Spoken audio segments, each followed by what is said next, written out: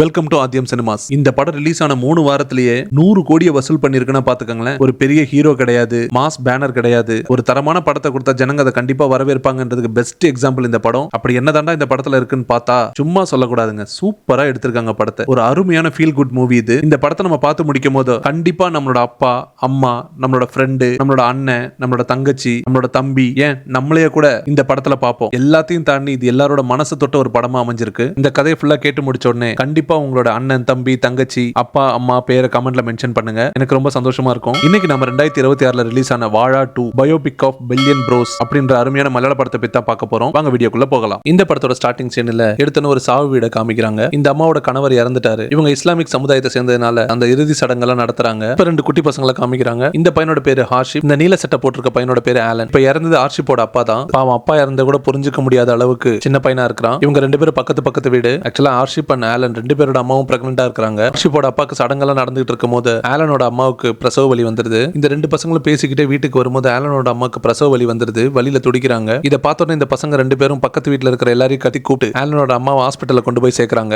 அப்ப ஆலன் ஹார்ஷிப் கிட்ட சொல்றான், எங்க அம்மாக்கு வலி வந்துருச்சு, எனக்கு தம்பி பாப்பா பிறக்க போறான், ஐ ஜாலின்னு சொல்லி சந்தோஷப்பட்டுக்கிறான். அப்ப ஹார்ஷிப்புக்கு அவங்க அம்மாவும் பிரெக்னெண்டா தானே இருக்காங்க, ஏன் இன்னும் அவங்களுக்கு வலி வரலன்னு அவனுக்கு ஒரு சந்தேகம். ஹார்ஷிப்போட அம்மாவே அவங்க வீட்டுக்காரர் இறந்த துக்கத்துல இருக்காங்க. ஹார்ஷிப் நேரா அவங்க அம்மா கிட்ட போய் உனக்கு ஏமா இன்னும் வலியே வரலன்னு சொல்லி கேட்கறான். அவங்க அம்மாவும் ஏதோ சொல்லி சமாளிக்கிறாங்க. அதோட நிக்காம அப்பப்ப தோணும் போதெல்லாம் கேட்டுக்கிட்டே இருக்கான். ஒரு நாள் ராத்திரி ஹார்ஷிப் எதிர்பார்த்த மாதிரி அவங்க அம்மாக்கு வலி வந்துருது. ஹார்ஷிப் ஒரே சந்தோஷம். உடனே ஹார்ஷிப் ஆலனுக்கு ஃபோன் பண்ணி சொல்லி சந்தோஷப்பட்டுக்கிறான். இங்க அப்படியே படத்தோட பேரை போட்டு படத்தை ஸ்டார்ட் பண்றாங்க. ஆக்சுவலா ஆலன் எதிர்பார்த்து அவனுக்கு தம்பி பிறக்கும்ட்டு. ஆலனுக்கு தங்கச்சி பிறக்கும், ஹார்ஷிப்புக்கு தம்பி பிறக்கும். ஒரு நாள் ஆலனோட அம்மா ஆலன் கையில எதையோ கொடுத்து ஹார்ஷிப் வீட்டுல கொடுத்து விடுவாங்க. ஆலன் அதை கொண்டு போய் ஹார்ஷிப் கிட்ட கொடுக்கும் போது, நீ ஏன்டா இப்பெல்லாம் விளையாட வரதே இல்ல, வாடா விளையாடுறதுக்குன்னு சொல்லி கூப்பிடுவான். அப்ப ஆலன், என்னால முடியாதுடா, எனக்கு தங்கச்சி பாப்பா இருக்கனால தங்கச்சி பாப்பா நான் பாத்துக்கணும்னு சொல்லிட்டாங்க அம்மா, எனக்கும் தம்பி பாப்பா இருந்தா நானும் விளையாட வந்திருப்பேன்னு சொல்லுவான். எனக்கு தான் தம்பி பாப்பா இல்லையேன்னு சொல்லுவான். அதுக்கு ஹார்ஷிப், நீ வேணா என் தம்பி பாப்பா எடுத்துக்கடான்னு சொல்லுவான். அதெல்லாம் முடியாதுடா, எனக்கு தங்கச்சி தான் அப்படின்றான். அதுக்கு ஹார்ஷிப், நான் வேணா என்னோட தங்கச்சி உன்னோட தம்பி கல்யாணம் பண்ணி வச்சிடறேன், அப்ப நம்ம எல்லாரும் ஒன்னா ஜாலியா விளையாடுறான்னு சொல்றான். ஆலனுக்கு இதை கேட்டு ரொம்ப சந்தோஷமாயிடுது. என்னென்ன யோசிக்கிறானுங்க பாருங்க. அதோட நிக்காம ஆலன், என்னோட தங்கச்சி நான் ஒரு போலீஸ்காரனுக்கு தான் கட்டி கொடுப்பேன். ஹார்ஷிப் உடனே, என் தம்பியோட முகத்தை பாரு, அவன் போலீஸ் மாதிரி தான் இருக்கான்னு சொல்லி காமிப்பான். அந்த குழந்தையும் கியூட்டா இவங்களை முறைச்சு பாத்துக்கிட்டு இருக்கும். அப்புறம் ஆலனும் ஹார்ஷிப்பும் ஸ்கூலுக்கு போயிட்டு இருக்கும் போது 2 பேரும் பேசிக்கிறானுங்க.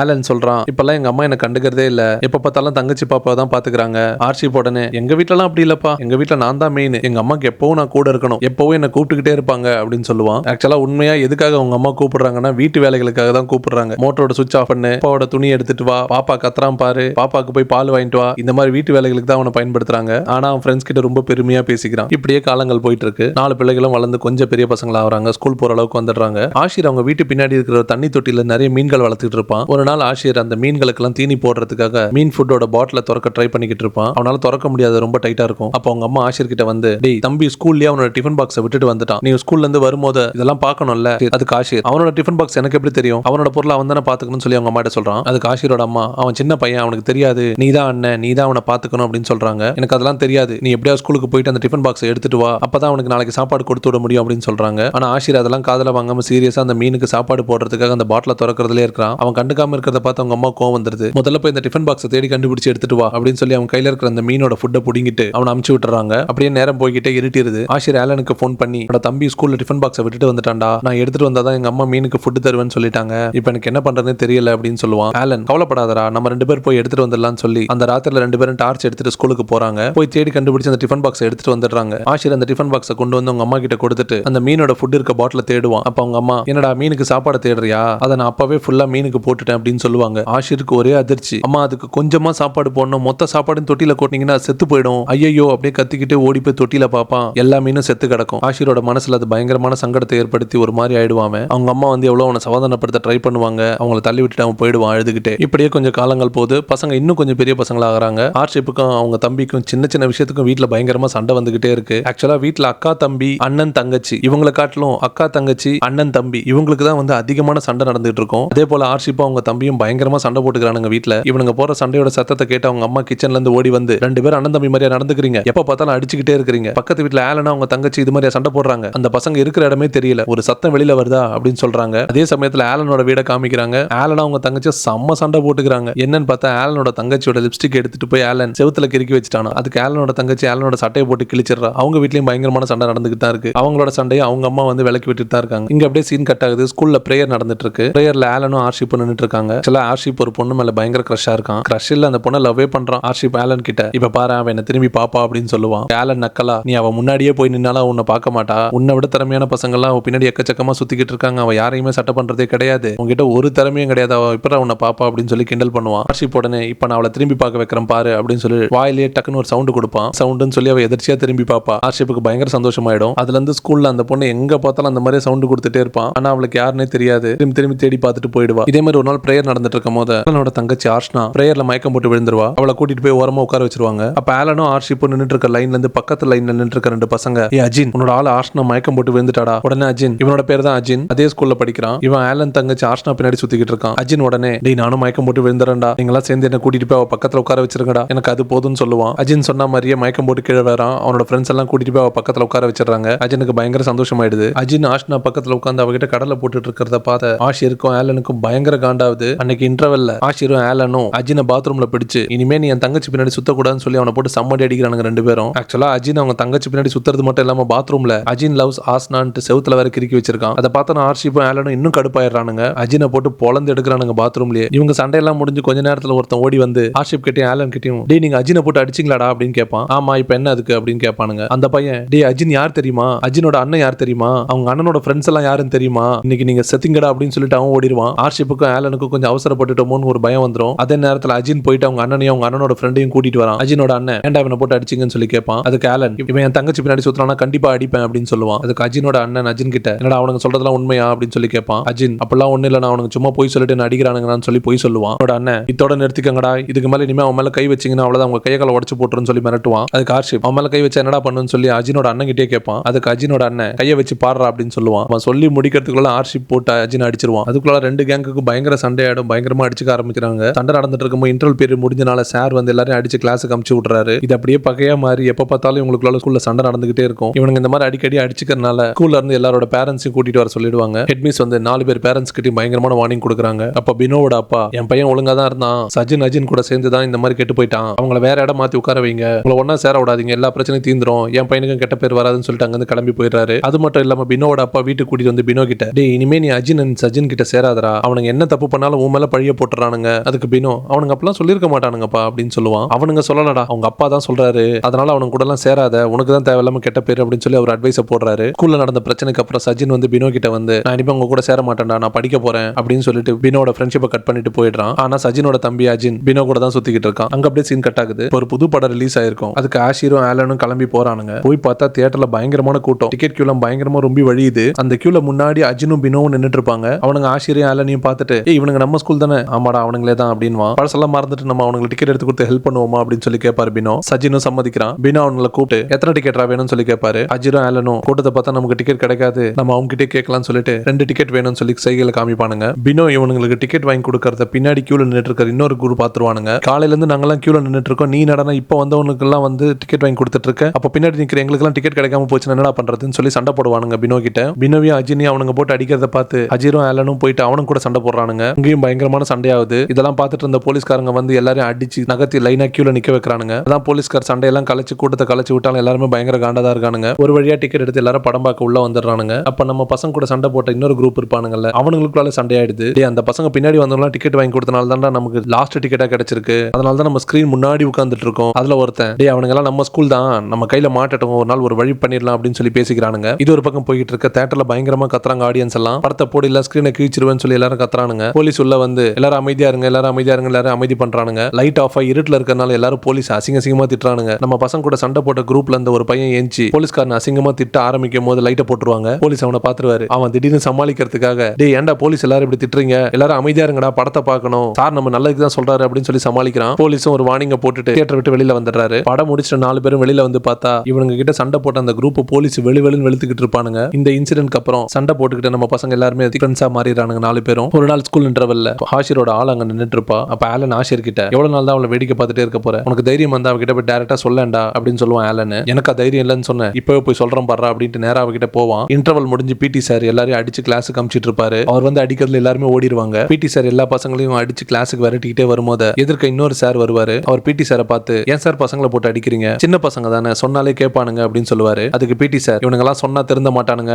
அடிச்சாதான் திருந்துவானுங்க அப்படின்னு சொல்லுவாரு. அவர் இந்த ஆள்கிட்ட என்னத்த பேசுறதுன்னு சொல்லி சைலண்டா போயிருவாரு. இப்போ ஒருத்தர் வீட்டுல நடக்கிற ஒரு விஷயங்களை காமிக்கிறாங்க. அஜின் வீட்டுல அவங்க ஃபேமிலியோட ஒண்ணா உட்காந்து சாப்பிட்டு பார்த்துட்டு இருக்கும்போது அவங்க அம்மா அஜினோட அண்ணன் சஜின் கிட்ட, உன்னோட ஃப்ரெண்ட் இப்ப உன்னை கெடுத்தது இல்லாம என் தம்பியும் கெடுக்க ஆரம்பிச்சிட்டான், அவங்க கிட்ட சொல்லு, அவங்க கூட சுத்திட்டு டெய்லி அஜின் வீட்டுக்கு லேட்டா தான் வரான் அப்படின்னு சொல்லுவாங்க. அதுக்கு சஜின், நான் லாஸ்ட் இயர் ஸ்கூல்ல வார்னிங் கொடுத்தோன்னே அவனோட ஃப்ரெண்ட்ஷிப்பை கட் பண்ணிட்டேன், அஜின் தான் இப்ப பினோ கூட சுத்திக்கிட்டு இருக்கான், அவனோட ஃப்ரெண்டு, அவங்கிட்ட கேளுங்க அப்படின்னு சொல்லுவாரு. இந்த பக்கம் பார்த்தா ஹாஷிரா அவன் தம்பியும் வீட்டுல வழக்கம் போல அடிச்சுக்கிறாங்க. ஆஷிரோட தம்பி ஆஷிரை கோவப்படுத்துறதுக்காகவே கெட்ட வார்த்தை சொல்லி திட்டுவான் ஆஷிரை. ஆஷிர் கோவப்பட்டு அவன் தம்பி அடிக்கும் போது அவங்க அம்மா வந்து, ஏன்டா எப்ப பார்த்தாலும் அவனை போட்டு அடிச்சுக்கிட்டே இருக்கேன்னு சொல்லி கேட்பாங்க. அவன் எனக்கு கெட்ட வார்த்தை சொல்லி திட்டுறாமா அப்படின்னு சொல்லுவான். அண்ணன் உன்கிட்ட இருந்தா அவன் கத்துக்கிட்டான், எல்லாத்துக்கும் நீ தான் காரணம்னு சொல்லி ஆஷிரியை திட்டுவாங்க. சஜினோட வீட்டுல எல்லா பிரச்சனைக்கும் இந்த ஃபுட்பால் தான் காரணம், ஈவினிங் ஆனா ஃபுட்பால் விளையாட போயிட்டு தான் லேட்டா வரீங்க அப்படின்னு சொல்லிட்டு அந்த ஃபுட்பாலை கிழிச்சு போட்டு வராங்க அப்பா. இருந்தாலும் ஸ்கூல் முடிஞ்சு 4 பேர் சந்திச்சு தம் அடிச்சுட்டு டைம் கிடைக்கும் போதெல்லாம் பீர் அடிச்சு அப்படியே ஊரை சுத்திக்கிட்டு ஜாலியா இருக்காங்க 4 பேரும். ஆக்சுவலா இதுக்கப்புறம் தான் ஒருத்தர் லைஃப்லயும் ட்விஸ்ட் ஆரம்பிக்கும். அஜினோட அண்ணன் சஜின் +2 முடிச்சிருவான். சஜினோட அம்மா அவங்க அப்பா கிட்ட, எப்படியாவது பணத்துக்கு ஏற்பாடு பண்ணுங்க, அவனை ஒரு டிகிரியாவது படிக்க வைக்கணும்னு சொல்லுவாங்க. அதுக்கு சஜினோட அப்பா, பணத்துக்கு நான் எங்க போறது, இதுக்கு மேல படிக்கணும்னா அவனே சம்பாரிச்சு படிச்சாதான் உண்டு.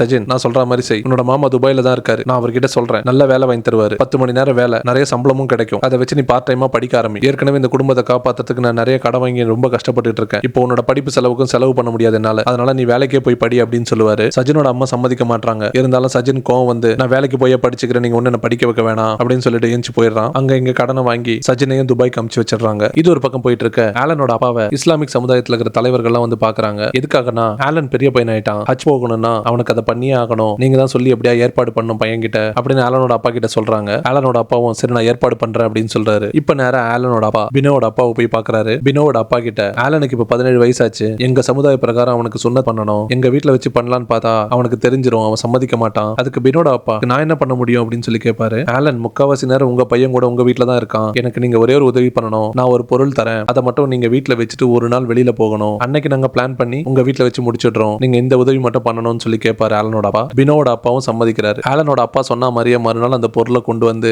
பினோட அப்பா கிட்ட கொடுக்குறாரு. அது என்ன பொருள்னா சிடி பிளேயர். பினோட அப்பாவும் அந்த சிடி பிளேயரை கொண்டு வந்து வீட்டுல வைக்கிறாரு. அதை பார்த்த பினோ, என்னப்பா இது, யாருது பாதுன்னு சொல்லி கேட்பான். அது என்னோட ஃப்ரெண்டோடது, அவர் என்ன வச்சுக்கங்கன்னு சொல்லி கொடுத்திருக்காரு, சரி அப்பா நாளைக்கு ஒரு கல்யாணத்துக்கு போற, நீ வரியான்னு சொல்லி கேட்பாரு. பினோ, இல்லப்பா எனக்கு எக்ஸாம் நெருங்குது, நான் படிக்கணும் அப்படின்னு சொல்லிடுவான். சரி நீ வீட்டுல இருந்து வீட்டை பாத்துக்கோ, எங்கேயும் வெளியில எல்லாம் போய் சுத்தக்கூடாது, அப்பா கல்யாணத்துக்கு போயிட்டு வந்துடுறேன்னு சொல்லி பினோட அப்பா கிளம்புறாரு. பினோட அப்பாவும் ஆலனோட அப்பாவும் வீட்டுக்கு பின்னாடி ஒளிஞ்சிருந்து வீட்டையே நோட்டம் விட்டுட்டு இருக்காங்க. இவங்களோட பிளான் என்னன்னா, பசங்க எல்லாரும் ஒன்னா படம் பாப்பானுங்க வீட்டுக்கு வந்து, அப்ப ஆலன் இங்க வச்சு சொன்ன பண்ணிடலாம் தான் இவங்க பிளான் பண்ணுவாங்க. இவங்க வெயிட் பண்ணி வீட பாத்துக்கிட்டே இருக்கும் போது ஆஷிரும் அஜினும் பியரை வாங்கிட்டு பைக்ல வராங்க. வந்து பியர் எடுத்துட்டு வீட்டுக்குள்ள போயிடுறானுங்க. கொஞ்ச நேரம் வெயிட் பண்ணி பாத்துக்கிட்டு இருந்தா ஆலன் பார்த்தா ஒரு பொண்ணை கூட்டிட்டு வரான் ஸ்கூட்டர்ல அந்த வீட்டுக்கு. பினோட அப்பாவும் ஆலனோட அப்பாவுக்கு இது பயங்கரமான ஷாக். அவங்க இதை எதிர்பார்க்கல. இந்த பக்கம் வீட்டுக்குள்ள ஹர்ஷித், பினோ, அஜின் 3 பேரும் உட்காந்து பியர் அடிச்சு தம் அடிச்சிட்டு இருப்பானுங்க. ஆக்சுவலா இன்னைக்கு ஆலனோட கேர்ள் ஃப்ரெண்டுக்கு பர்த்டே, அவளுக்கு கேக் கட் பண்ணலாம் தான் சொல்லி அவளை கூட்டிட்டு வந்திருப்பான். ஆலன் அந்த கேர்ள் ஃப்ரெண்டோட உட்காந்து ரூம்ல கேக் வெட்டிக்கிட்டு இருப்பான். பேரண்ட்ஸ் பிளான் பண்ண மாதிரியே ஆலனுக்கு சுன்னத் பண்றதுக்காக எல்லாரும் கும்பலா வீட்டுக்குள்ள வந்துடுறாங்க. அவங்க வீட்டுக்குள்ள வந்தோடனே பசங்களுக்கு எல்லாம் பயங்கரமான ஷாக். என்ன பண்றதுன்னு அவங்களுக்கு தெரியல. ஆலனோட அப்பா, ஃபேமிலி மெம்பர்ஸ் எல்லாருமே சேர்ந்து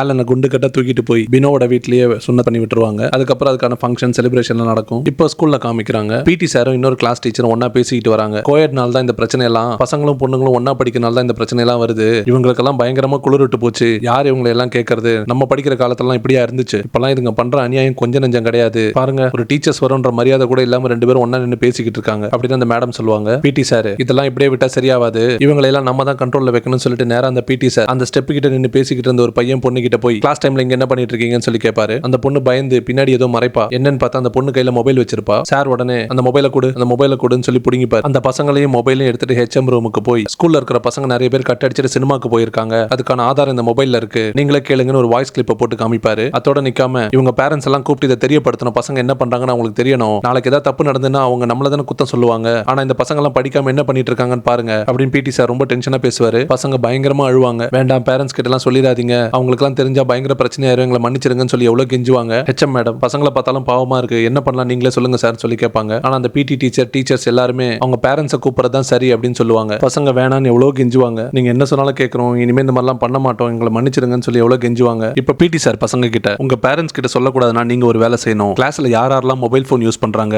யார லவ் பண்றாங்க எல்லாரையும் எங்க கிட்ட சொல்லணும், இதுக்கு நீங்க சம்மதிச்சா உங்க பேரண்ட்ஸை கூப்பிட்டு வார்ன் பண்ண மாட்டோம் அப்படின்னு பிடி சார் குண்டு தூக்கி போடுறாரு. பசங்களும் வேற வழி இல்லாம சம்மதிக்கிறாங்க. பசங்க சம்மதிச்சோன்னு கையோட பசங்களை கூட்டிக்கிட்டு டீச்சர்ஸ் எல்லாம் கிளாஸ் ரூம் வந்து அடையாளம் காட்ட சொல்றாங்க. அந்த பசங்களும் யாரெல்லாம் மொபைல் போன் வச்சிருக்காங்க, யாரெல்லாம் லவ் பண்றாங்க எல்லாரையும் காட்டி கொடுக்குறாங்க. நம்மளோட ஆலனும் அதுல மாட்டிக்கிறான். ஆனா நம்ம ஹர்ஷித் மட்டும் இதை பத்தி கவலைப்படாம இருக்கான், ஏன்னா அவனை தான் யாரும் லவ் பண்ணலையே அப்படின்னு நினைச்சிட்டு இருக்கும் போது இதுல சுவாரஸ்யம் என்னன்னா, அந்த பொண்ணு நெக்ஸ்டா ஹர்ஷித் ஒரு பொண்ணை பார்த்துட்டு இருப்பான்ல, அந்த பொண்ணை கை காமிப்பா. அந்த பொண்ணு ஏஞ்சி நின்னு ஹர்ஷித்துக்கு ஒரே ஷாக், என்னடா இவ்வளவு நாளா நம்ம இந்த பொண்ணை பார்த்துட்டு இருக்கோம், இவ யாரை லவ் பண்றான்னு அவனுக்கும் ஒரே டவுட். ஆனா ஹர்ஷித்தை எதிர்பார்த்து எதிர்பார்க்காத விதமா அவ ஹர்ஷித்தை கை காமிப்பா. ஹர்ஷித்துக்கு ஒரே இன்ப அதிர்ச்சி. இவ்வளவு நாளா இவ நம்மள லவ் பண்ணிட்டு இருந்திருக்காளா, இது தெரியாம நம்ம இருந்திருக்கிறோமே அப்படின்னு நினைச்சிட்டு ரொம்ப பெருமையாவும் சந்தோஷமாவும் பழி ஏத்துக்கிட்டு எந்திரிச்சு நிப்பாரு. பிடி சார் நேரா ஆலன் கிட்ட வந்து உன் தங்கச்சி எங்கடா இருப்பான்னு சொல்லி கேட்பாரு. ஆலன் அவளோட கிளாஸ்ல இருப்பா அப்படின்னு சொல்லுவான். பிடி சார் அதுக்கு நக்கலா சிரிச்சுக்கிட்டு அண்ணனும் தங்கச்சி மொத்தமா மாட்டீங்கடா அப்படின்னு சொல்லி சிரிப்பாரு. என்னன்னா ஆலனோட தங்கச்சியும் அவங்க கிளாஸ் ஃப்ரெண்ட்ஸோட சினிமாக்கு போயிருப்பா. ஒரு சார் அமிச்சு சினிமாக்கு போன பசங்களை எல்லாம் தியேட்டர்ல இருந்து கூட்டிட்டு வராங்க ஸ்கூலுக்கு. மாட்டின எல்லா பசங்களையும் ஹெச்எம் ரூம் கூட்டிட்டு வராங்க. அதே சமயம் அவங்களோட பேரண்ட்ஸையும் போன் பண்ணி வர வைக்கிறாங்க. எல்லா பேரண்ட்ஸும் ஸ்கூலுக்கு வராங்க.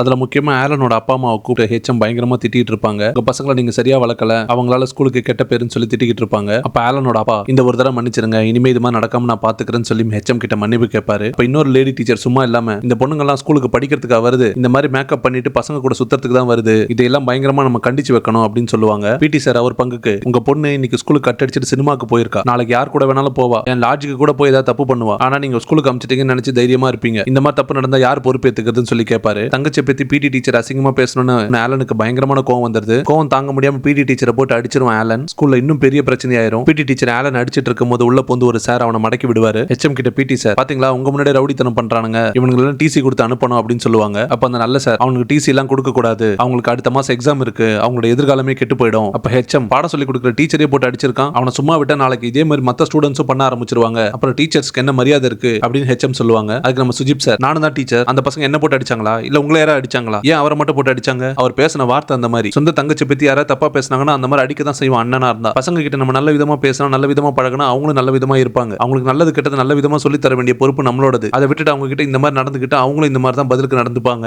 அப்படின்னு சுஜிப் சார் சொல்லுவாரு. ஹெச்எம் இதெல்லாம் கேட்டு பயங்கர டென்ஷன் ஆகி ஹர்ஷித் ஆலனி இப்போ நீங்க இந்த இடத்த காலி பண்றீங்க, நீங்க இங்க இருக்கவே கூடாதுன்னு சொல்லி வெளியில அனுப்பிச்சிடுறாங்க. அதுக்கப்புறம் ஆலனோட அப்பா கிட்ட உங்க பொண்ணு இந்த ஸ்கூல்ல இனிமே கண்டினியூ பண்ணணும், படிக்கணும்னா இனிமே அவ எந்த தப்பும் செய்ய மாட்டா, அப்படி அவ அது மீறி ஏதாவது தப்பு செஞ்சானா அதுக்கான ஃபுல் பொறுப்பு நாங்க ஏத்துக்கிறோம் சொல்லி லெட்டர் எழுதி கொடுத்தாதான் அவளால இங்க படிப்பு தொடர முடியும் அப்படின்னு சொல்றாங்க. இது ஒரு பக்கம் நடந்துட்டு இருக்க ஹர்ஷித்தும் ஆலனும் ஸ்கூல் பக்கத்துல வழக்கமா அவங்க ஸ்நாக்ஸ் சாப்பிடுற ஒரு கடையில போய் உட்கார்ந்துருப்பானுங்க. பினு ஸ்கூல்ல நடந்த மேட்டர்லாம் தெரிஞ்சுக்கிட்டு அவங்கள தேடிக்கிட்டு அங்க வரான். பசங்க எல்லாம் டென்ஷனா இருக்கறனால அந்த கடையோட பேரு குட்டனான்னு கூப்பிடுவாங்க. அவர்கிட்ட சிகரெட் இருக்கான்னு சொல்லி கேட்பாங்க. அவர் இதான் சமயம் தெரிஞ்சுக்கிட்டு பசங்க கிட்ட சிகரெட் இல்ல ஆனா அதை விட ஒரு சூப்பர் ஐட்டம் இருக்கு அப்படின்னு சொல்லுவாரு. பசங்களும் ஏதாவது ஒன்று தாங்க நான் ரொம்ப டென்ஷனா இருக்கு அப்படின்னு சொல்லி கேட்பானுங்க. அவன் பார்த்தா சோடால ஏதோ கலக்கி குடிக்கிற ஒரு ட்ரக்ஸ் எடுத்து கொடுப்பான். அதை பசங்க எல்லாம் குடிச்சிருவானுங்க. ஒருத்தனுக்கும் சுயநினைவே இருக்காது. இது ஒரு பக்கம் நடந்துட்டு இருக்கு. அந்த பக்கம் ஸ்கூல்ல ஆலனோட அப்பா மன்னிப்பு கடிதம்லாம் எழுதி கொடுத்துட்டு ஹாஸ்னா வீட்டுக்கு கூட்டிட்டு வராரு. அதுக்குள்ள ஸ்கூல்ல இருக்கிற மத்த பசங்களுக்கு எல்லாம் இந்த விஷயம் தெரிஞ்சிருச்சு. எல்லாம் பயங்கரமா கிண்டல் பண்ணி சிரிக்கிறாங்க ஹாஸ்னாவை பார்த்து. அவளுக்கு ரொம்ப அவமானமா போக ஸ்கூல் பில்டிங்ல இருந்து விழுந்து குதிச்சிடலாம் நினைச்சு பக்கத்துல இருக்கிற ஒரு ஸ்டூல் மேல ஏற போவா. ஆனா ஹாஸ்னாவோட அப்பா ஹாஸ்னாவை கையை பிடிச்சு அந்த மாதிரிலாம் எந்த முடிவு எடுக்க கூட தப்புமான் செய்கையிலே தலையாட்டுவாரு. ஹாஸ்னா பயங்கரமா அழுவா. ஏற்கனவே ஆலன் மேலேயும் ஹர்ஷித் மேலேயும் காண்ட்ல இருந்த மத்த பசங்க இதுதான் சான்ஸ்னு ஹாஸ்னாவை கிண்டல் பண்ணிருக்கானுங்க. ஸ்கூல்ல இருந்து இன்னொரு ஃப்ரெண்டு பசங்க கிட்ட போயிட்டு இந்த மாதிரி ஹாஸ்னாவை பசங்க எல்லாம் கிண்டல் பண்ண விஷயத்த சொல்லிடுவானுங்க. ஏற்கனவே அவனுங்க எல்லாம் ட்ரக்ஸ் எடுத்துட்டு பயங்கர சுயநினைவு இல்லாம வெறி பிடிச்சு சுத்திட்டு இருக்கானுங்க. இந்த மேட்டர் கேள்விப்பட்ட உடனே ஸ்கூல்ல வந்து அந்த பசங்களை போட்டு வெறித்தனமா அடிக்க ஆரம்பிச்சிடானுங்க. எல்லாரும் ஸ்கூல்ல பயங்கர கலவரமா மாறிடுது. பசங்க எல்லாம் மாறி மாறி ஒருத்தர் அடிச்சுக்கும் போது அந்த சுஜிப் சார் அண்டைய மடக்கலான்னு உள்ள போவாரு. ஹர்ஷித் கையில பேட் இருக்கும். அவன் வேகமா சொல்லிட்டும் போது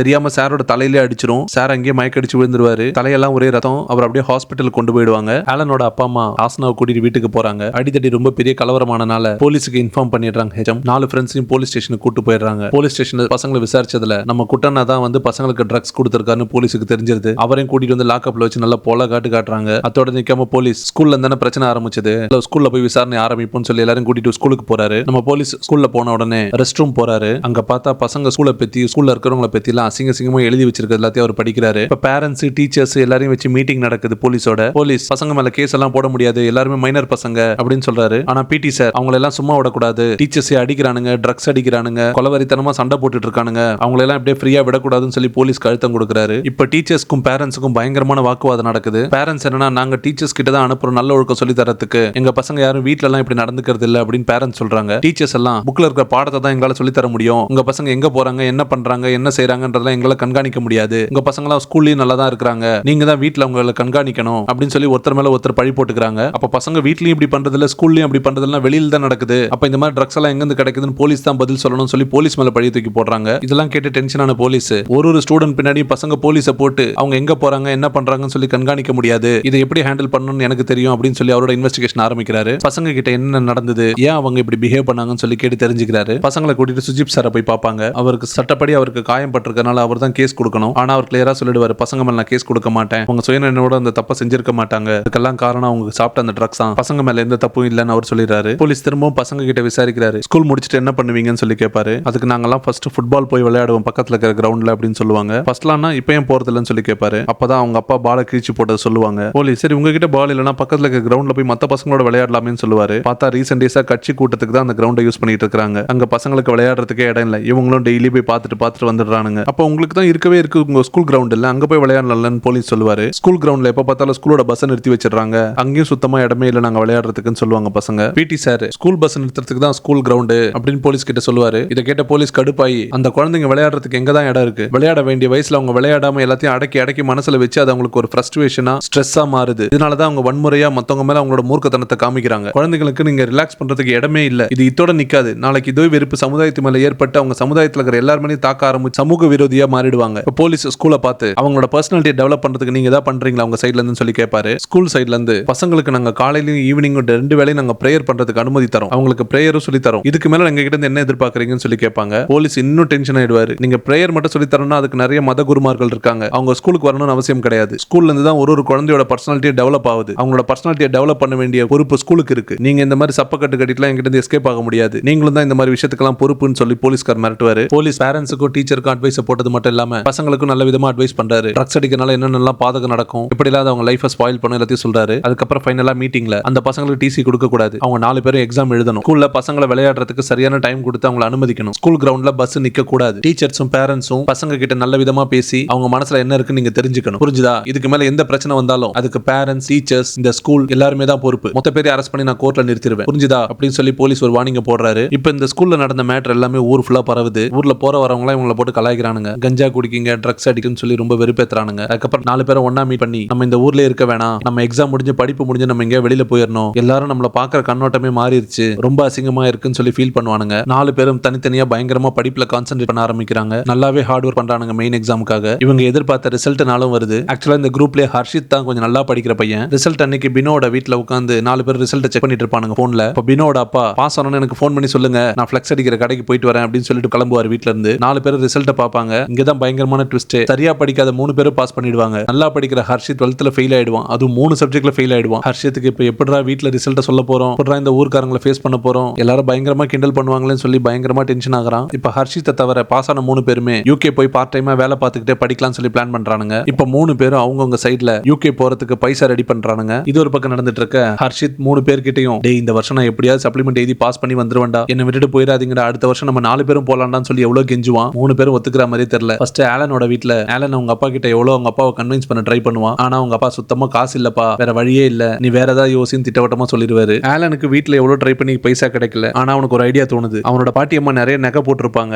அவங்களை எப்படியோ கன்வின்ஸ் பண்ணி அவங்க கிட்ட இருந்து நகையெல்லாம் வாங்கி ஆலன் யூகே போறதுக்கான பைசாவை ரெடி பண்ணிடுறான். இந்த பக்கம் பினோ அவங்க அப்பா கிட்ட சொன்னோன்னே அவங்க அப்பா கிட்டயும் சுத்தமா பணம் இருக்காது. சரிவா நம்ம பெரியப்பா வசதியா தானே இருக்காரு, அவர்கிட்ட சொல்லி கேட்டு பார்ப்போம், அவர் நினைச்சா நமக்கு உதவி பண்ணலாம்னு சொல்லி பினோவை கூட்டிட்டு போறாரு பெரியப்பா வீட்டுக்கு. ஆனா அங்க பினோவையும் அவங்க அப்பாவையும் பயங்கரமா அவமானப்படுத்தி அமைச்சிடுறாங்க. இது ஒரு பக்கம் போயிட்டு இருக்க அஜின் அவங்க அப்பா அம்மா கிட்ட சொல்றான் யூகே போய் படிக்க போறேன்ட்டு. அதுக்கு அஜினோட அப்பா அவங்க அண்ணனுக்கு போன் பண்ணி உன் தம்பி +2 முடிச்சிட்டான், அவனுக்கு வெளிநாட்டுக்கு போகணுமா, அதுக்கெல்லாம் இங்க என்ன பணம் கொட்டியா கிடக்குது, நீ வேலை செய்யற இடத்துல அவனுக்கு ஒரு வேலையை பாரு, அவன் அங்க வந்து உன்ன மாதிரி வேலை செஞ்சுட்டே படிக்கட்டும் அப்படின்னு சொல்லிட்டு போனை கட் பண்ணிடுறாரு.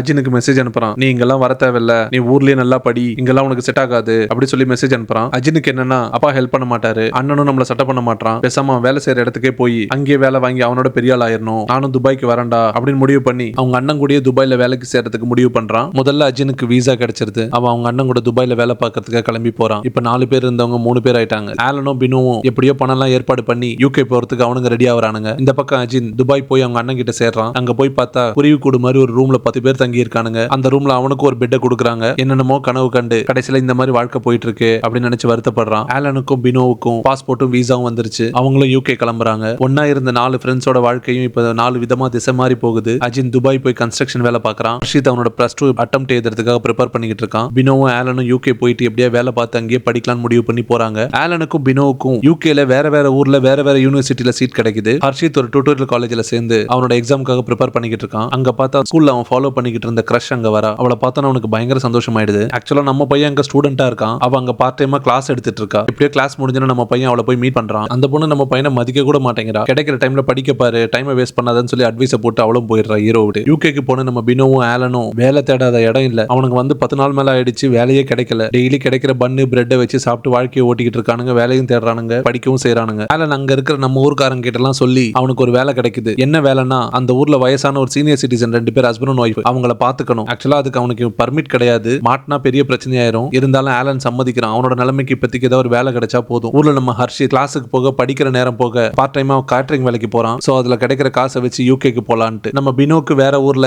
குதிரை பண்ணையில வேலை கிடைக்குது. பினோக்கு குதிரை பத்தி ஒண்ணுமே தெரியாது, இருந்தாலும் அந்த ஊர்ல பிழைக்கிறதுக்கு வேற வழி தெரியாம அவனும் அந்த வேலைக்கு சேர்ந்துடுறான். ஆலன் வேலைக்கு போன இடத்துல அங்க பிளம்பிங் பிரச்சனை வருது. பிளம்பருக்கு கால் பண்ணுவான். பார்த்தா நம்ம ஊருக்காரர் ஒருத்தர் அங்க வேலை செஞ்சுட்டு இருப்பாரு. அதே மாதிரி ஒரு நாள் எலக்ட்ரிக்கல் ப்ராப்ளம் வரும். எலக்ட்ரிஷியனுக்கு கால் பண்ணுவான். பார்த்தா அதே ஆள் வந்து நிப்பாரு. சோ அவர் கூட அப்படியே பேசி பேசி அவர் கூட ஃப்ரெண்ட் ஆயிடுவான் ஆலன். இவ்வளவு சந்தோஷமா இருந்த 4 பேரும் கேட்டரிங்ல வேலை பார்த்துட்டு இருப்பான். அஜின் துபாயில கன்ஸ்ட்ரக்ஷன் வேலை பார்த்துட்டு இருப்பான். பினோ குதிரை பண்ணையில குதிரை கிட்ட உத வாங்கிட்டு இருப்பான். ஆலன் அந்த வயசான பெருசுங்க கிட்ட மாட்டிக்கிட்டு அவஸ்தப்படுவான். அவங்களோட வாழ்க்கை ரொம்ப கஷ்டமா போயிட்டு இருக்கும். இதெல்லாம் ஒரு பக்கம் போயிட்டு இருக்க, ஹர்ஷித் கேட்டரிங் சர்வீஸ்ல வேலை பார்ப்பான்ல. ஊர்ல ஒரு கல்யாணம் நடக்கும். அதுல ஃபுட் சர்வ் பண்ற வேலைக்கு போயிருப்பான். ஸ்கூல் படிக்கும் போது அவங்க கூட தியேட்டர்ல சண்டை போடுவானுங்கல்ல, அந்த பசங்க கல்யாணத்துக்கு வந்திருப்பானுங்க. அவனுங்க நம்ம ஹர்ஷித் கிட்ட தகராறு பண்றானுங்க. ஒரு லெவல்ல பிரச்சனை பெருசாகி கைகலப்பாயி ஹர்ஷித்தும் அந்த பசங்களும் சேர்ந்து அடிச்சுக்கிறானுங்க. இதுல இன்னொரு சிக்கல் என்னன்னா, ஹர்ஷித் அடிச்சது அவனோட கிரஷோட அண்ணன். அந்த சண்டை நடந்து வெளியில வந்து கேர்ள் ஃபிரெண்ட் கிட்ட பேசிட்டு இருக்கும் போது பினோ கிட்ட இருந்து ஹர்ஷித்துக்கு கால் வரும். அப்பாக்கு உடம்பு முடியல போல இருக்கடா, ஹாஸ்பிட்டல்ல சேர்த்திருக்காங்க, கொஞ்சம் அர்ஜென்ட்டா என்னன்னு போய் பாருடா அப்படின்னு சொல்லுவான் பினோ. இதை கேட்டு ஹர்ஷித் அங்க இருந்து வேகமா கிளம்பி போறான் ஹாஸ்பிட்டலுக்கு. ஹர்ஷித் ஹாஸ்பிட்டல் போய் பார்த்தா பினோட அப்பா ரொம்ப சீரியஸா இருக்காரு. அவருக்கு உடம்புல ஏதோ ஒரு பெரிய பிரச்சனை இருந்திருக்கு, அவர் பிழைக்க மாட்டாருன்னு டாக்டர்லாம் சொல்லிடுவாங்க. அதே நேரத்துல ஆலனோட தங்கச்சி ஹர்ஷித்க்கு ஃபோன் பண்ணி, அண்ணா நீங்க வீட்டுக்கு வாங்க, ஒரு பெரிய பிரச்சனை, கொஞ்சம் அர்ஜென்ட்டா நீங்க வீட்டுக்கு வரணும்னு சொல்லி கூப்பிடுவா. ஹர்ஷித் அங்க இருந்து அவங்க கிட்ட சொல்லிட்டு அங்க இருந்து கிளம்புறான் ஆலன் வீட்டுக்கு. ஹர்ஷித் பைக்ல போய்கிட்டே இருக்கும் போதே ஹர்ஷித்தோட தம்பி கால் பண்றான். அர்ஜென்ட்டா பைக் எடுத்துட்டு வீட்டுக்கு வா, என்னோட பொருள் ஒன்று பைக்ல இருக்கு, எனக்கு வேணும்னு சொல்லி கேட்பான். ஹர்ஷித் நான் ஒரு அர்ஜென்ட்டான வேலையா போயிட்டு இருக்கேன், நான் அப்புறமா வீட்டுக்கு வரேன், வீட்டுல வந்து பேசிக்கலாம் அப்படின்னு சொல்லிட்டு போனை கட் பண்ணிடுவான். ஆக்சுவலா வீட்டுல போய் பார்த்தா ஆலனோட அப்பா அடிபட்டு உட்கார்ந்திருப்பாரு. ஆலன் அப்பாவோட ஃபேமிலி ஃப்ரெண்டு ஹர்ஷித் தனியா கூப்பிட்டு, உன்னோட தம்பி தான் ஆலனோட அப்பாவை போட்டு தள்ளி விட்டுட்டான். ஆக்சுவலா உன்னோட தம்பி இந்த ஏரியால கஞ்சா விக்கிற பசங்க கூட பேசிக்கிட்டு இருந்தான். ஆலனோட அப்பா அவனை கூப்பிட்டு கண்டிச்சாரு. அதுக்காக உன் தம்பி ஆலனோட அப்பாவை போட்டு தள்ளி விட்டுட்டான், அவனை கொஞ்சம் கண்டிச்சு வைன்னு சொல்லுவாங்க. இப்பதான் ஹர்ஷித் பைக்ல வரும்போது அவன் தம்பி பேசினதெல்லாம் யோசிச்சுக்கிட்டே வருவான். அந்த பைக்ல தான் ஏதோ இருக்கணும்னு புரிஞ்சுக்கிட்டு பைக்கை செக் பண்ணி பார்ப்பான். பைக்ல கஞ்சா இருக்கும். அதை நேரா எடுத்துக்கிட்டு வீட்டுக்கு போய் தம்பி கிட்ட கோவமா சண்டை போடுவான். இதெல்லாம் தப்புடா, பண்ணக்கூடாதுன்ட்டு. இவங்க சண்டை போட்டுட்டு இருக்கும் போதே வீட்டுக்கு போலீஸ் வந்துருது. போலீஸ் எதுவுமே பேசாம வீட்டை சோதனை போடுறாங்க. அப்ப ஹர்ஷித் கொண்டு வந்து போட்டான்ல அந்த கஞ்சா போலீஸ் கையில மாட்டிக்குது. போலீஸ் இது யாரு பண்ணான்னு சொல்லி மிரட்டி கேட்பாங்க. நான் ஹர்ஷித் அவன் தம்பியை காட்டி கொடுக்காம நான் தான் சார் தெரியாம பண்ணிட்டேன்னு சொல்லுவான். ஹர்ஷித்தை போலீஸ் ஸ்டேஷன் கொண்டு போயிடுவாங்க. அதுக்கப்புறம் ஆலனோட அப்பா மறுநாள் போய் ஹர்ஷித்தை ஜாமீன்ல கொண்டு வருவாரு. ஹர்ஷித் ஸ்டேஷன்ல இருந்து வந்து பாப்பான். பினோ கிட்ட இருந்து கால் வரும். பார்த்தா பினோவோட அப்பா இறந்திருப்பாரு. பினோவோட பெரியப்பா தான் ஹாஸ்பிட்டல்ல இருப்பாரு. பினோவுக்கு தகவல் சொல்லியிருப்பாரு. ஆக்சுவலா இவர் தான் பினோ யூகே போகும்போது பைசா தர மாட்டேன்னு சொல்லி சண்டை போட்டு அவமானப்படுத்துவாரு. கடைசியில அவர் தான் வந்திருக்காரு. ஆக்சுவலா பினோவால இப்ப யூகேல இருந்து வரவும் முடியாது. பயங்கரமா அங்கேயே கதறி அழுவான். பினோவுக்கு வேலை கஷ்டம், அப்பா இறந்ததோட சோகம் எல்லாமே சேர்ந்து பயங்கரமா உடம்பு முடியாம ஆயிருது யூகேல. அவனை பாத்துக்கிறது கூட யாருமே இல்லங்க. அப்ப ஆலன் பினோ கால் பண்ணி பேசுறான். நான் வேலை முடிச்சோன்னு அங்க வரேன்டா, கவலைப்படாத, நான் வரும்போது மருந்து வாங்கிட்டு வரேன்னு சொல்லுவான். ஆனா ஆலன் கிட்டயும் சுத்தமா காசு இருக்காது. ஏதோ கொஞ்சம் கையில சில்லற காசு இருக்கும். அதை வச்சுக்கிட்டு மெடிக்கல் ஷாப்பா போய் பார்ப்பான். மெடிக்கல் ஷாப் எல்லாம் மூடி இருக்கும். அப்பதான் அவனுக்கு கொஞ்சம் ஞாபகம் வரும். அவர் பிளம்பரா பாப்பான்ல, அந்த பிளம்பர் அண்ணாக்கு போன் பண்ணி விஷயத்த சொன்னோன்னே அவர் எங்கேயோ மெடிசன் ரெடி பண்ணி கொண்டு வருவாரு. ஆலன் போய் பினோவை பார்த்து மருந்து கொடுத்து அவனுக்கு ஹெல்ப் பண்றான். இந்த பக்கம் ஹர்ஷித் பினோட அப்பா கொல்லி போட்டு இறுதி சடங்கெல்லாம் செய்யறான். இவங்க 3 பேர் பிரச்சனை இப்படி போயிட்டு இருக்க, இப்ப அஜினை காமிக்கிறாங்க. அஜின் அவங்க அண்ணன் கிட்ட சண்டை போடுறான். எனக்கு இந்த ஊரு வேலையெல்லாம் பிடிக்கல, நம்ம அப்பா பேச்ச கேட்டு நாம இங்க இருந்தோம்னா இப்படியே போயிடும் நம்ம வாழ்க்கை, அதனால அண்ணா நீ ஊருக்கு போ. இதை கேட்டு அண்ணனுக்கு கோவம் வருது. நீ ஒன்னும் தியாகம் எல்லாம் பண்ண தேவையில்ல, நீ ஊருக்கு போய் படி, நான் இதெல்லாம் பாத்துக்கிறேன் அப்படின்னு சொல்லுவான். அதுக்கு அஜின், டே உனக்கு தான் வயசாயிட்டே இருக்கு, நீ தான் முதல்ல செட்டில் ஆகணும், நீ ஊருக்கு போய் ஏதாவது ஒரு கோர்ஸ் படிச்சு வேலைக்கு சேர்ந்து நீ செட்டில் ஆனோன்னு சொல்லு, நான் இந்த வேலையை விட்டு வந்துடுறேன், நான் படிக்க ஆரம்பிக்கிறேன், அப்பதான் நம்ம 2 பேரும் வாழ்க்கையில் நல்லா முடியும் அப்படின்னு சொல்றான். எப்பவுமே அடிச்சுக்கிற அண்ணன் தம்பிங்க முதல் தடவையா 2 பேரும் அவங்களோட பாசத்தினால ஒரே மாதிரி யோசிக்கிறாங்க. ஆக்சுவலா ஹர்ஷித்தோட ஃபேமிலியை பாத்துக்கிறது அவங்க தாய் மாமா தான். அவர் வந்து வீட்டுல பயங்கரமா திட்டுறாரு ஹர்ஷித்தை. ஹர்ஷித் எதுவுமே பேசவே இல்லை. ஆனா ஹர்ஷித் திட்டுவாங்கிறத பார்த்து அவங்க தம்பிக்கு மனசு தாங்காம, அண்ணா எதுவுமே தப்பு பண்ணல, நான் தான் தப்பு பண்ணேன், அவரை திட்டாதீங்கன்னு சொல்லுவான். எப்பவுமே அடிச்சுக்கிற அண்ணன் தம்பிங்க இவங்க 2 பேரும் ஒன்னாயிடுறாங்க. ஆலனோட தங்கச்சி ஆலனுக்கு போன் பண்ணி, அண்ணா நானும் +2 முடிச்சிட்டேன், எனக்கு ஸ்காலர்ஷிப் கிடைச்சிருக்கு, நானும் ஃபாரின் போய் படிக்கணும் ஆசைப்படுறேன், எனக்கு ஹெல்ப் பண்ணுனான்னு சொல்லி கேட்பா. அதை கேட்ட ஆலன், படி, என்னால முடிஞ்ச அளவுக்கு நான் உனக்கு ஹெல்ப் பண்றேன் அப்படின்னு சொல்லுவான். எப்பவுமே அடிச்சுக்கிற அண்ணன் தங்கச்சி இவங்களும் ஒன்னாயிடுறாங்க. இப்ப கடைசியா பினோ உடம்பு முடியாம படுத்துக்கிட்டே இருக்கும் போது அவங்க அப்பா அப்படியே அவனோட நினைவுல வராரு. என்னதான் நமக்கு 1000 சொந்தங்கள் இருந்தாலும் ஆனா ஆபத்துன்னு வரும்போது நம்மளோட உண்மையான ஃப்ரெண்ட்ஸ், நம்மளோட கூட பிறந்தவங்க, நம்மளோட அப்பா அம்மா, இவங்க தான் நம்ம கூட நிப்பாங்க அப்படின்ற மெசேஜ் சொல்ற மாதிரி இந்த படம் முடியும். இன்னொரு தரமான வீடியோல சந்திக்கலாம். நன்றி, வணக்கம்.